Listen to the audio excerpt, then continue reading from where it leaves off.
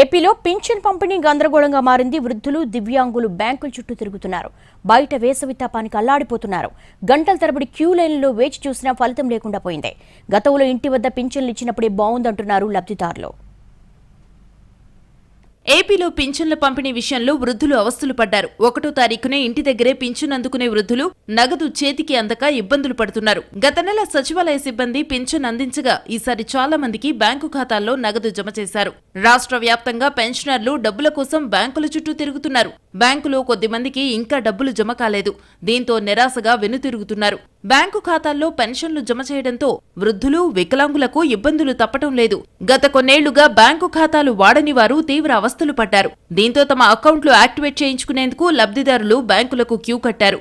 గంటల తరబడి వేచి చూశారు. కొన్ని చోట్ల కౌంటర్ల దగ్గర తోపులాటలు జరిగాయి. గతంలో ఇంటికే వచ్చి పెన్షన్లు ఇచ్చేవారని ఇప్పుడు బ్యాంకుల్లో వేయటం ఏంటని ప్రశ్నిస్తున్నారు లబ్ధిదారులు. కొన్ని జిల్లాల్లో పెన్షన్లు తీసుకునేందుకు వృద్ధులు, వికలాంగులు ఒక్కసారిగా బ్యాంకుల వద్దకు రావడంతో రద్దీ నెలకొంది. వందలాది మంది రావడంతో బ్యాంకు సిబ్బంది కూడా సకాలంలో సేవలు అందించలేకపోయారు. పెన్షన్ డబ్బులు తీసుకునేందుకు ఎండలో గంటల తరబడి వేచి ఉన్నారు.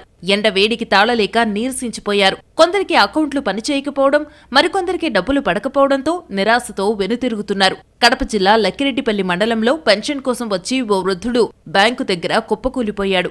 ఎండ దెబ్బతో వృద్ధులు తీవ్ర ఇబ్బందులు ఎదుర్కొన్నారు. కొన్ని జిల్లాల్లో పింఛన్ సొమ్ము బ్యాంకు ఖాతాలకు జమవుతాయని అధికారులు చెప్పారు. చాలా మందికి పింఛన్లు బ్యాంకు ఖాతాలో పడలేదు. చేసేదేమీ లేక బ్యాంకులకు క్యూ కట్టారు పెన్షన్దారులు. సిబ్బందిని అడిగితే మీ దగ్గరున్న సచివాలయాల్లో అడగండని చేతులు దులుపుకుంటున్నారు. ఇంతకుముందు వాలంటీర్లు తెచ్చి ఇంటికిచ్చేవారని, ఇప్పుడు తాము చాలా ఇబ్బంది పడుతున్నామని వాపోతున్నారు పింఛన్దారులు. కొన్ని చోట్ల బ్యాంక్ అకౌంట్లో అమౌంట్లు పడుతున్నా కొద్దిమందికి ఫోన్ నంబర్కు, ఆధార్కు లింక్ కావడం లేదు.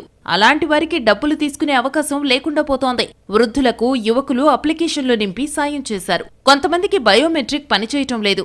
ఇంకొందరికి ఆధార్తో ఫోన్ నంబర్ లింక్ కాకపోవడంతో వచ్చిన వాళ్లు వెనక్కి వెళ్లిపోతున్నారు.